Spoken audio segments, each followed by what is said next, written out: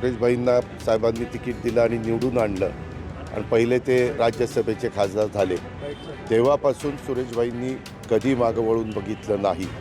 पुणे महानगरपालिकेवर, पुणे शहराच्या राजकारणावर, पुण्याच्या एकंदरीत विकासावर अनेक वर्ष काम केलं.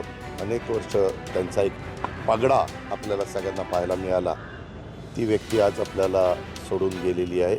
मी काल रात्री मुंबईमध्ये होतो, परंतु मी पहाटे इकडे यायला निघालो त्यावेळेस ही दुःखद वार्ता माझ्या कानावर आली.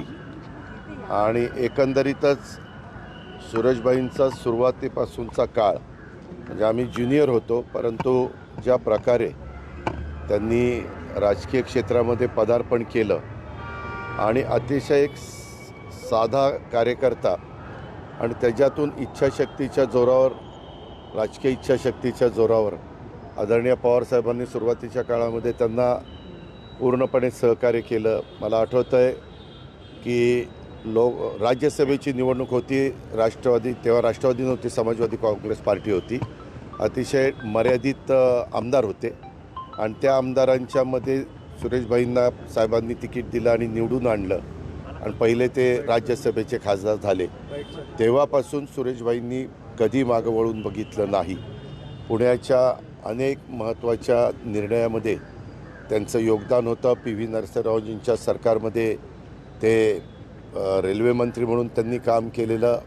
त्यावेळेस त्यांच्याकडं पूर्णपणे कारभार होता, स्वतंत्र कारभार रेल्वे विभागाचा दिलेला होता. त्याही काळामध्ये रेल्वेमध्ये अतिशय वेगळ्या प्रकारचं काम त्यांनी करून दाखवलं.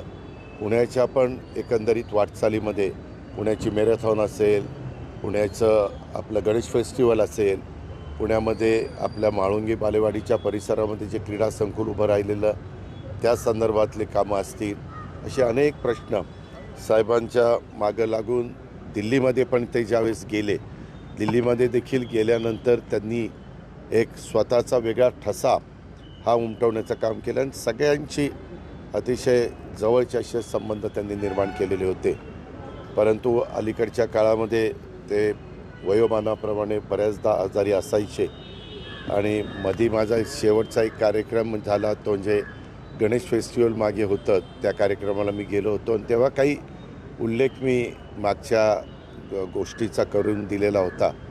त्यावेळेस मीराबाबी यांनी पण त्याच्याबद्दल मला बोललेल्या होत्या. आणि काळाच्या नियतीच्या पुढं तुमचं माझं कोणाचं काही चालत नाही. आज ज्यांनी बरेच काळ पुणे महानगरपालिकेवर, पुणे शहराच्या राजकारणावर, पुण्याच्या एकंदरीत विकासावर अनेक वर्ष काम केलं. अनेक वर्ष त्यांचा एक पगडा आपल्याला सगळ्यांना पाहायला मिळाला.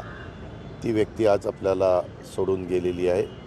मी व्यक्तिशः माझ्या वतीनं, आमच्या परिवाराच्या वतीनं, राष्ट्रवादी काँग्रेस पक्षाच्या वतीनं, माझ्या महाराष्ट्राच्या 13 कोटी जनतेच्या वतीनं त्यांना भावपूर्ण श्रद्धांजली अर्पण करतो. आणि दादा, लाडक्या बहिणीचा आकडा कमी होणार, ठीक आहे, कमी होणं म्हणजे टप्प्यात कमी करणारे आहे का त्यांचे? नाही, सध्या आम्ही सगळेजण निवडणुकीच्या धामधुमीमध्ये आहोत. त्याच्यामुळं ह्या तुम्ही जो प्रश्न विचारला त्याच्याबद्दलची कुठली चर्चा पण नाही, काही नाही.